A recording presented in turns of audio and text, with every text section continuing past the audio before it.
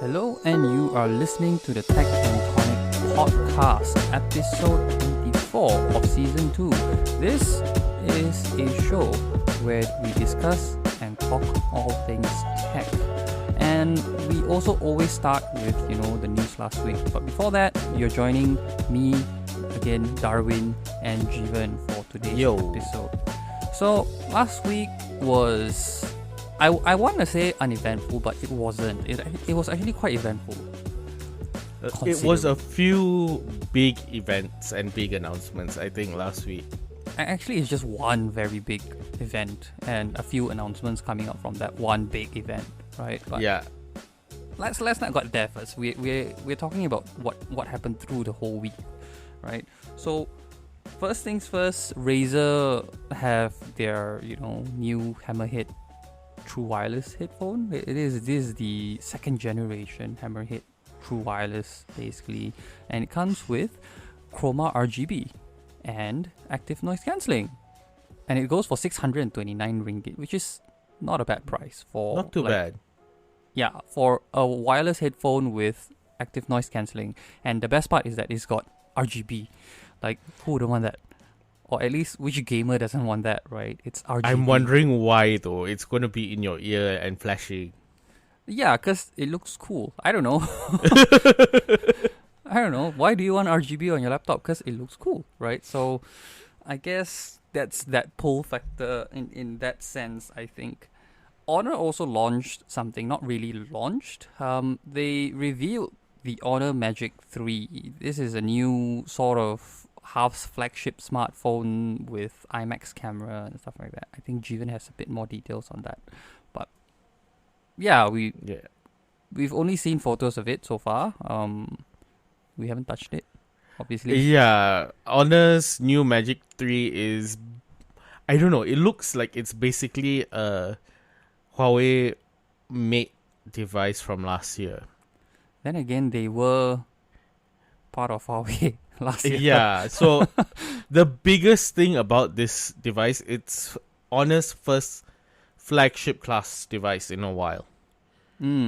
And the only thing that I can take away from this device is that it has IMAX certification, which means that it does have a LUT profile for those who are interested in doing content creation with the device. Right. So putting it into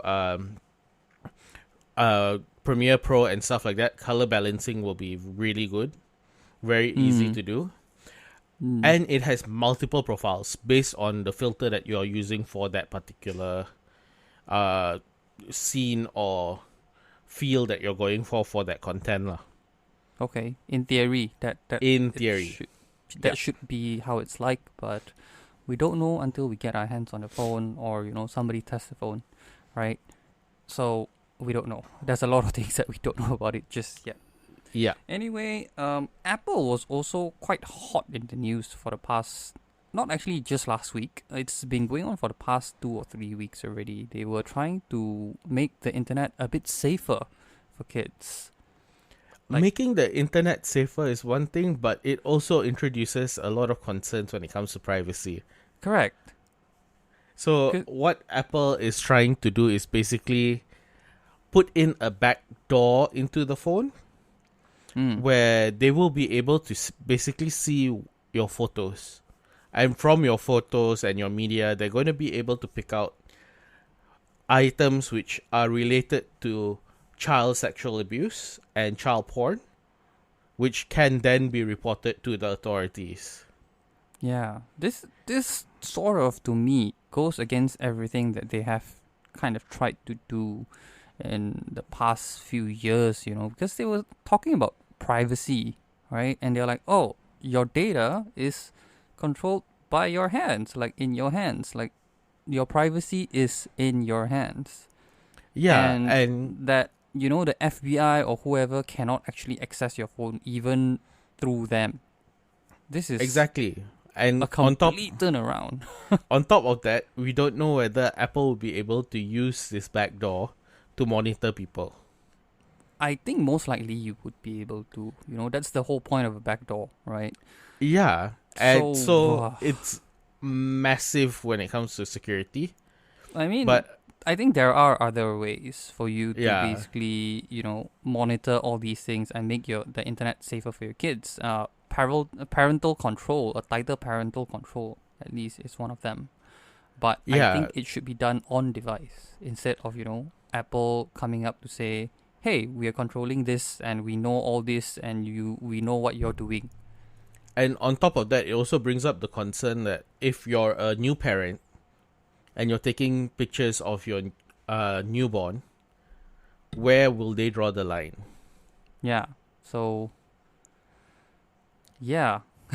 Yeah, I it's mean, a lot of what ifs. before this, it's how porn algorithms, well, how parental control before this, they work by using color. They actually detect color of the skin, right? Yeah, So if there's too much skin color on a single website or web page and things like that, it will be flagged and it will go into parental control and say that this site is not safe because it's porn, right?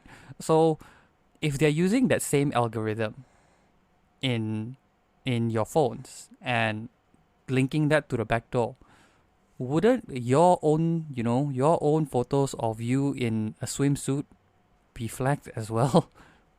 that's the thing. And on top of that, a lot of newborn parents, let's be very frank, newborn kids don't necessarily are not necessarily fully clothed, especially in hotter countries all the Yeah, time. yeah. So So where does this end? I mean, we don't know yet, yeah, right? Because they're still contemplating. There's still a lot of mechanics that they're still working on, and it's still going through a lot of debate. Like, I think a lot of people are not very sure about whether or not they would want this kind of thing on a smartphone. But at the same time, there is some good, right? In a sense that it could be safer for the kids. That's just my opinion. There's some form of control over it, but at the same time, I think they just really have to rethink about how they want to approach this. yeah, Speaking of privacy, Facebook was also quite hot in the news last week because an anti competition regulatory body from UK decided that Facebook should not be buying Giphy.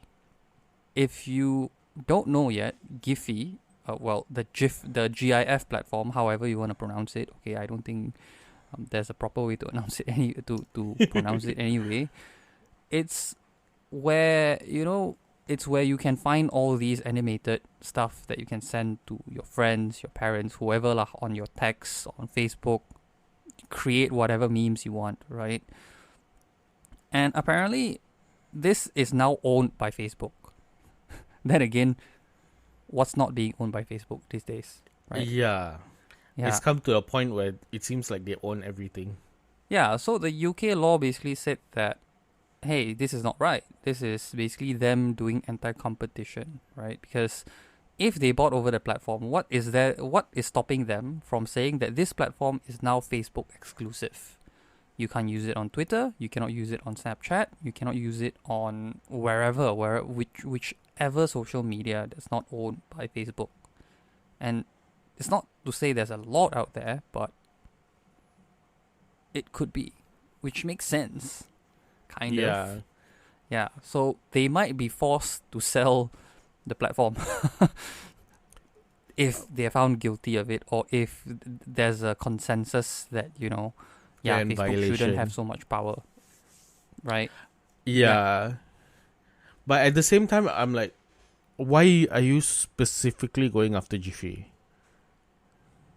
That's a good question, right? There's so many other things that they can go after, and they're going after Giphy. That's the thing, right? Because I think Giphy is just one of the latest, string of purchases that Facebook has made. In some sense, I would have said that, they probably should have taken action when Facebook started talking about taking over Instagram, in my opinion. Mine would have been WhatsApp, because Instagram and WhatsApp were basically back to back. Yeah, so when they started talking about purchasing Instagram, and then right after they were talking about getting WhatsApp on board, right? I think that was the beginning of, I think you should see that, hey, Facebook is now going to be holding too much power over its consumers. I think. Okay, that's basically just my opinion. But, the world works in strange ways. Very strange. Anyway, last week was one of the most exciting weeks that, for the tech industry. One very big event happened, and that is Samsung's Unpacked. We're going to talk about that now. Yes, that is Samsung's biggest event of the second half of the year. Correct me if I'm wrong. Yeah, it should be their biggest event. But it technically is their biggest event currently, right? Because supposedly we were supposed to see like a new device with an S Pen. Yeah. Sadly, it doesn't come to that. Well, there is still an S Pen involved, but it's not the Samsung Galaxy Note anymore, which is quite sad. But yeah, it is sad. But at the same time, I think Samsung should have just gone with Galaxy Unfolded instead of Unpacked. Well, there's a missed opportunity there, but at the same time, what prevented them from calling it the Samsung Galaxy Unflipped event, or flipped event? You can't. It's not nice. I mean, it's a lot of puns, but it should always be consistent. I think their consistency is great. You sort of know what to expect because this time it's not just one device that came out. It's 2, 3, 4 devices that came out of the woodwork. So I'm like, wow, okay. Yeah.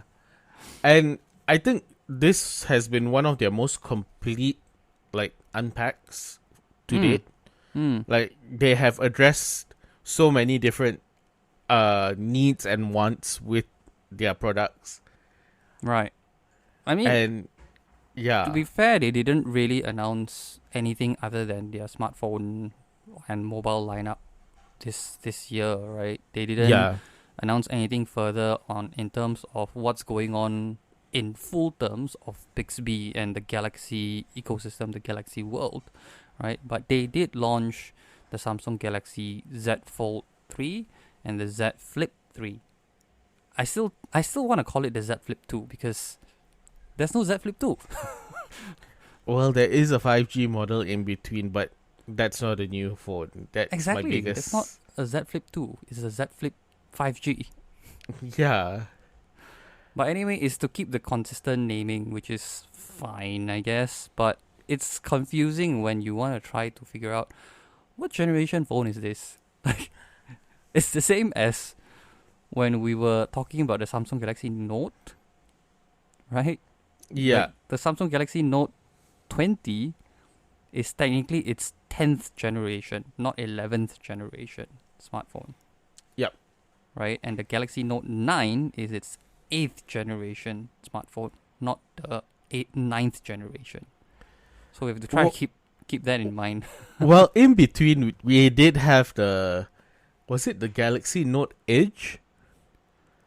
That was the Galaxy Note 5 that turned into something else, like an Edge smartphone, because there was a Galaxy S06 Edge in that same year. So I think they tried to introduce the Samsung Galaxy Note 5 Edge or something like that, but it didn't take off. Right? Yeah, so we do have that one particular model where we can say, okay, we can consider this one generation which failed. I don't consider that one generation which failed. You know which generation failed? Okay, I don't want to say it lah.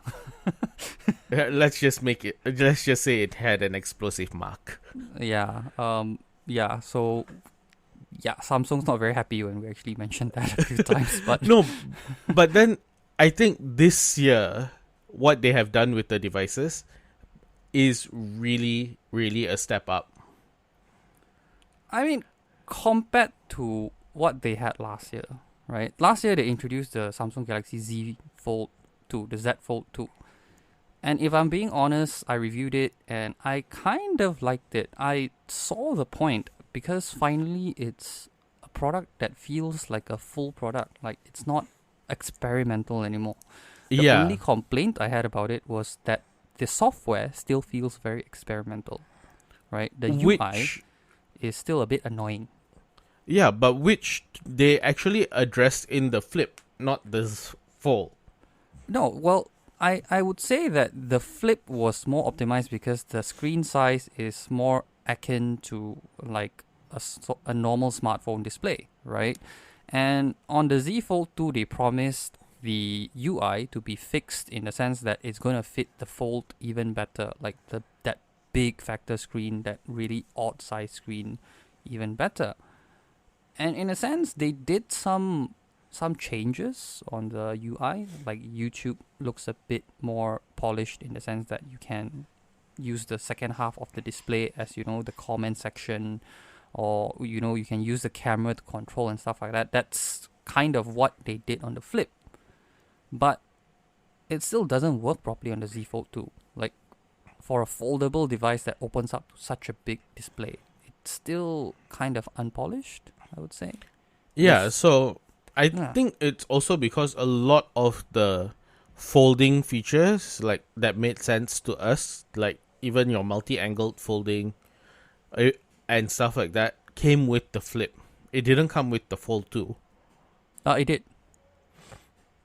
It did. Oh wait, it no, did. that was the first generation. That's the first Fold. Yeah. Yes. The first Fold was the flappy phone that doesn't want to stay in place if you don't lock it in place. That was the first Fold.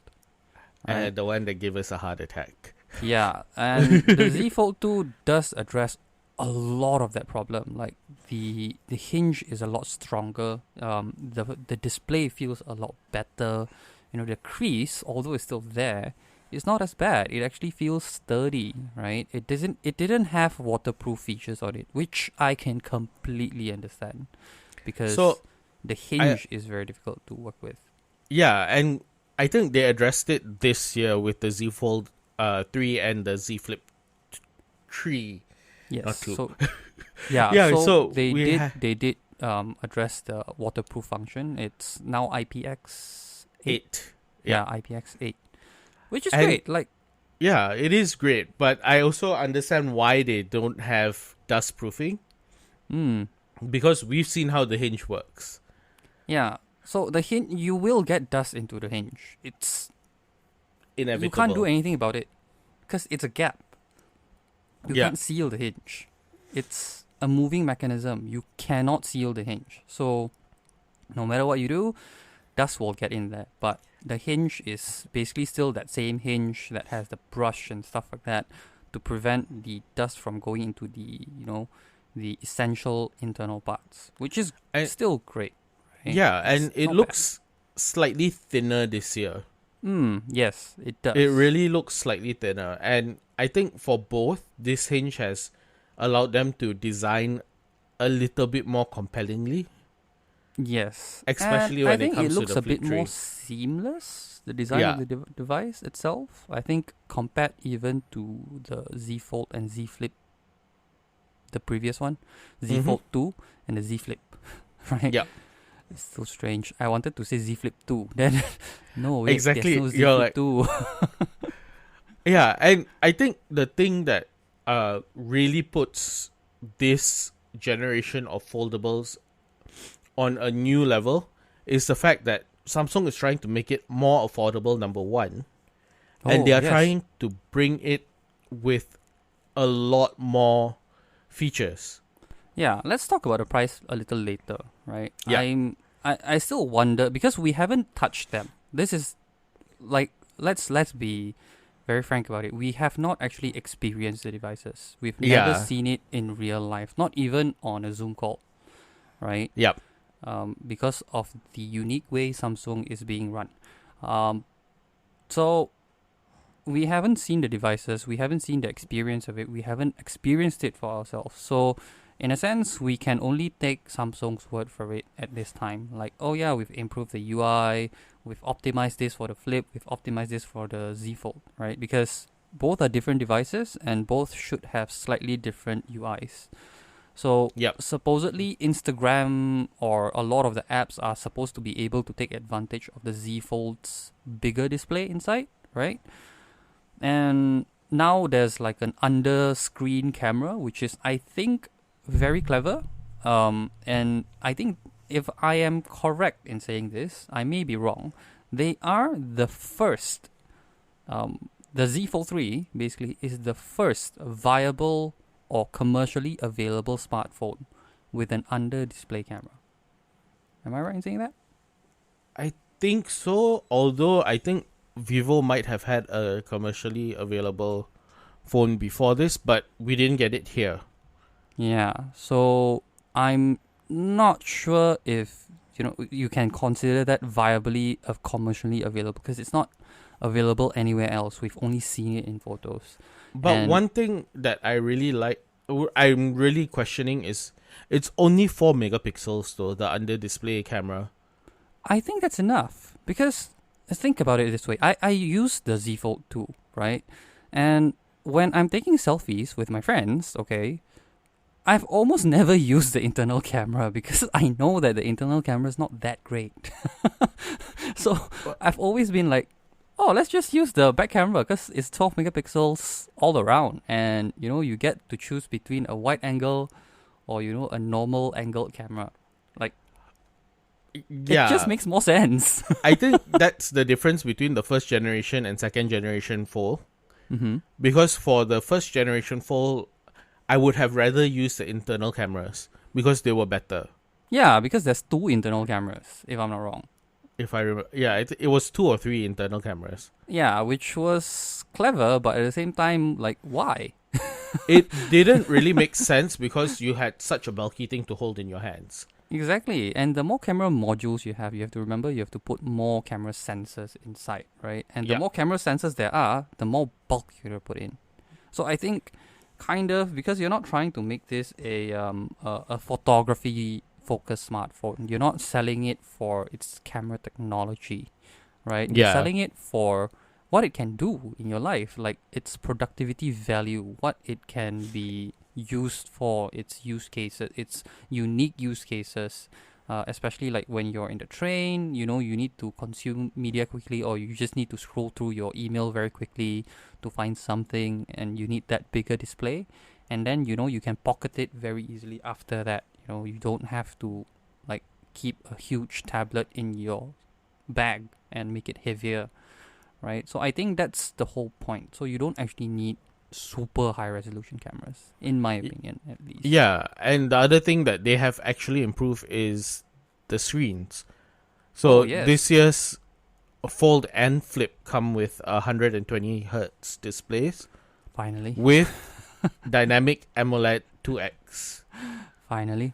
I mean, aside from that improvement on the screen, which also gives you, I think, a slightly better UI experience and things like that, I think the biggest improvement is also allowing S Pen to be used on the Z Fold 3.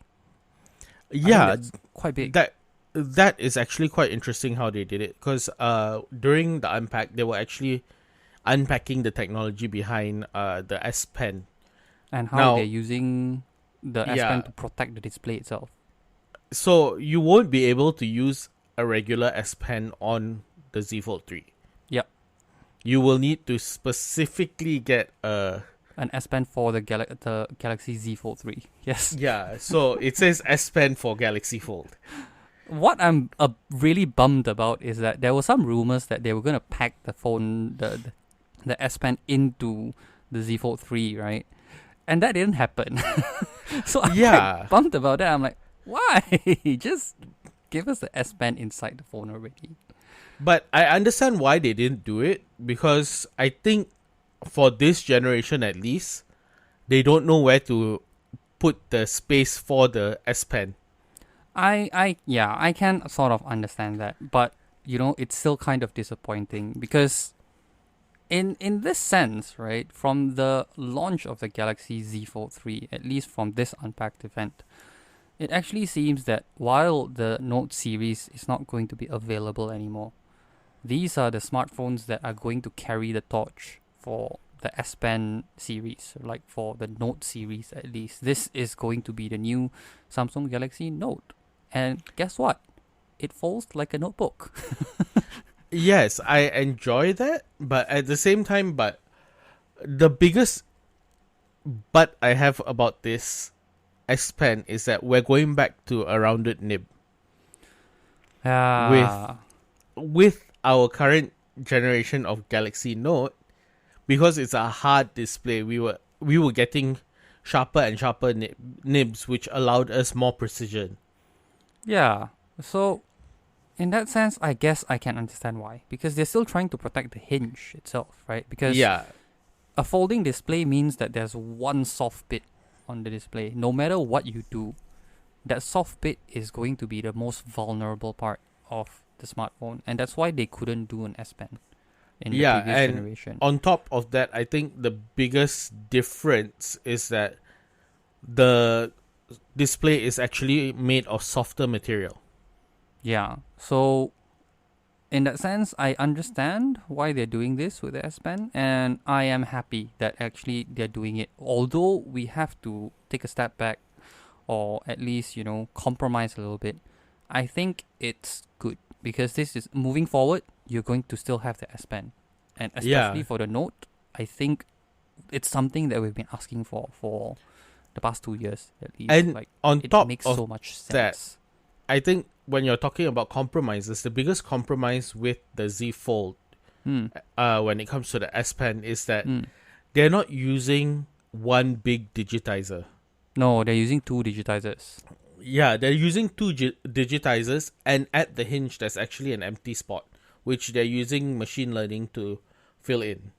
And it still looks quite good, so credits to them. I would say credits to them. You can't expect you can't expect the same technology to be used on top of the whole display, okay, for your digitizer. I don't think you can, not at this time anyway. And they've did their best. They figured out how to do it, and I think kudos to them. That's an amazing feat on its own, because if not, we probably might not see the S Pen on the Galaxy Z Fold 3 for the next 3 to 4 years, I think. Until they are able to develop a digitizer that can last probably about 50,000 to 10,000 to like a million folds that they consider for the Z Fold 3 in its lifetime.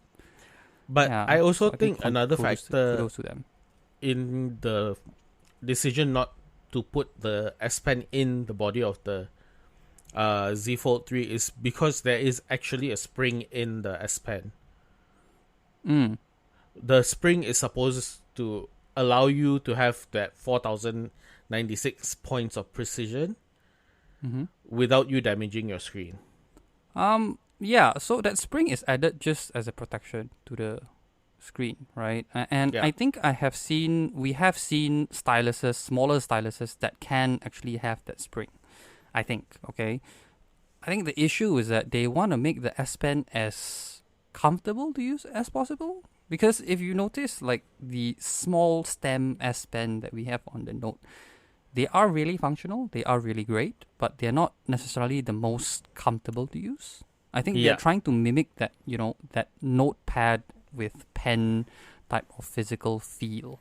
And that's why I think they decided, okay, let's make an S Pen, but separate from the Fold 3, but bigger, because we can now make it into like a proper pen. So I think that's mostly why they go for a larger and more separate, S Pen route.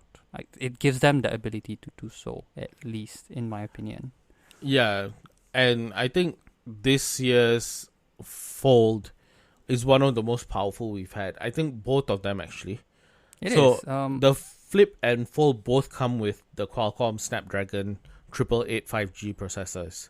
Yeah, super powerful stuff. So at least you're not wanting for more power. I mean, the Z Fold 3, the Z Fold series has always had flagship type, processors, including Z Fold 3, Z Fold 2, sorry. But the Z Flip is always like, a step down, like a year. Yeah, it was always one step behind. Yeah, even the older Z Flip had a processor, when the 5G even launched, it had a processor that was 2 years old. Yep. And now we get to the price lah, okay? And it sold for 7,000 ringgit? Somewhere there? Was it 7,000? Yeah, I think so. It was around 7,000 ringgit. It was expensive. Like, oh, why? Yeah, and this is for the Flip when you're paying for what was then considered dated technology. Yeah, and the Z Fold 3, the Z Fold 2 was 7,900 ringgit. It was 8,000 ringgit. It's like, Yep. goodness, this is a price of two phones. And to me, while it does in some sense perform like two phones, it's not worth the price. Yeah, but on top of that, I think at the time that we first saw the Z Flip and Z Fold, we were paying for being early adopters.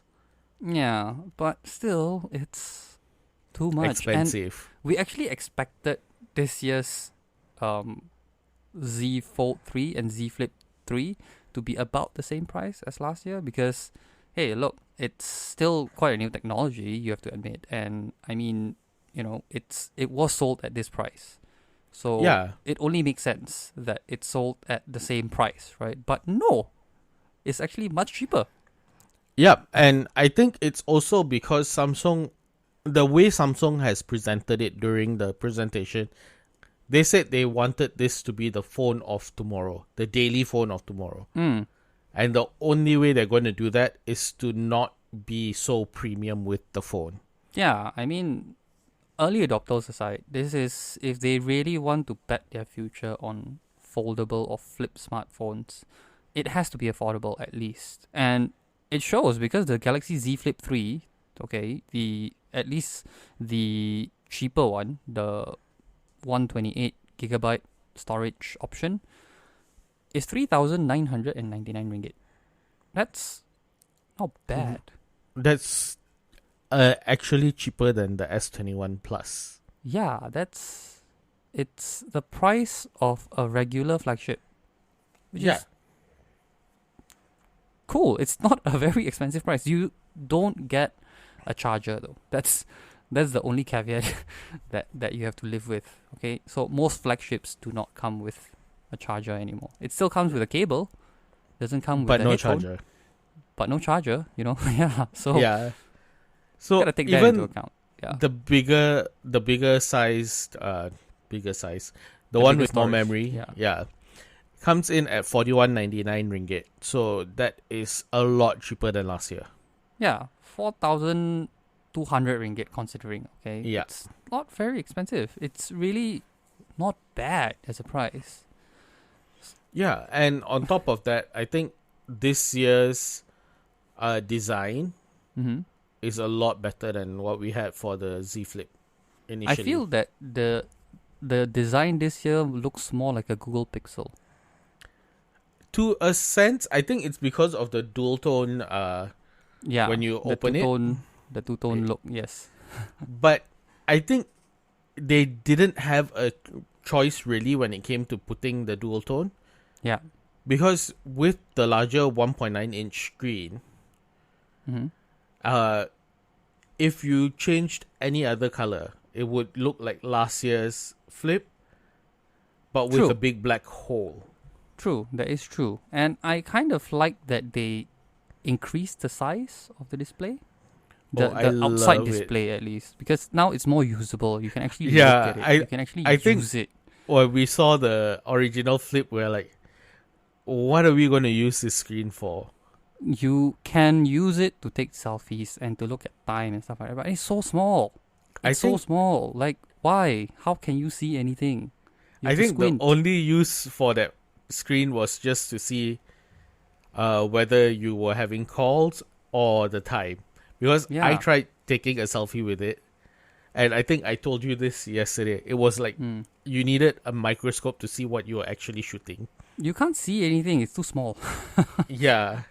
Yeah, not unless you squint, right? But this year they've actually increased the size of the display for the outside, and I think that's amazing, actually. Yep. Right. And from what they have told us, you'll be able to use your Samsung Pay with that small display as well. That's at least more functional. There's more function added to it, which is great. I think the Z Flip 3 should be quite a good seller in that sense. In this price range, I think this should sell quite well, in my opinion. Okay. Then the Z Fold 3, last year it started at 7,399, I think. And this year it's gone down to 6,699 ringgit, which is wow. Wow. For me, it's wow, but at the same time, I'm like, would I buy a smartphone for 6,699 ringgit? Well, I think in a sense, like, we've discussed about this, I think, right, yesterday, and I think in the sense, you're not really just buying a single smartphone when you're buying this Galaxy Z Fold 3. You're really buying into two devices in one.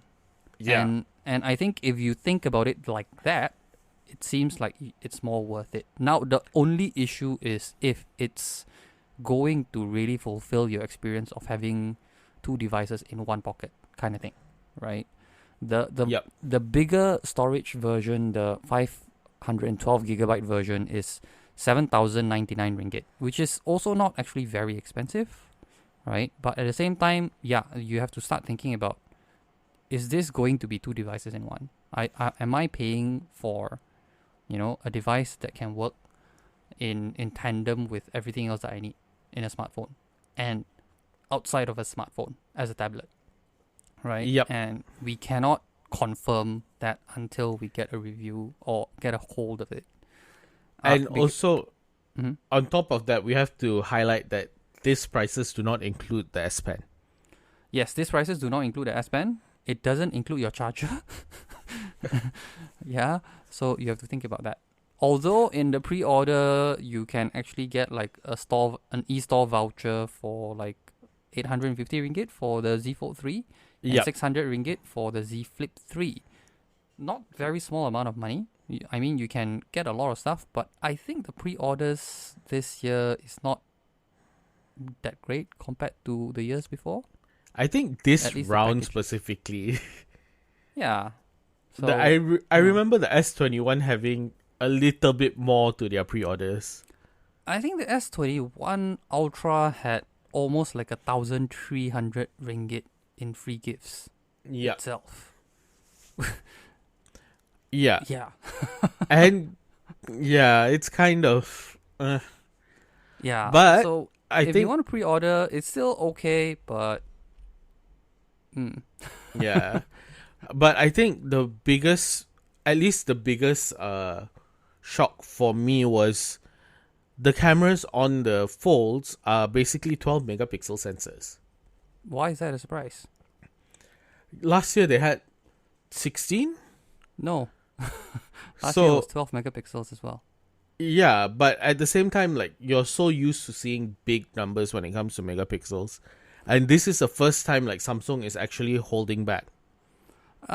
Last year's Z Fold 2 had 12 megapixel sensors all around as well. I think it's fine because, again, we've spoken about this. I think we've discussed about smartphone photography and what kind of megapixel you need, right? And I think the optimal megapixel size is 12 to 16.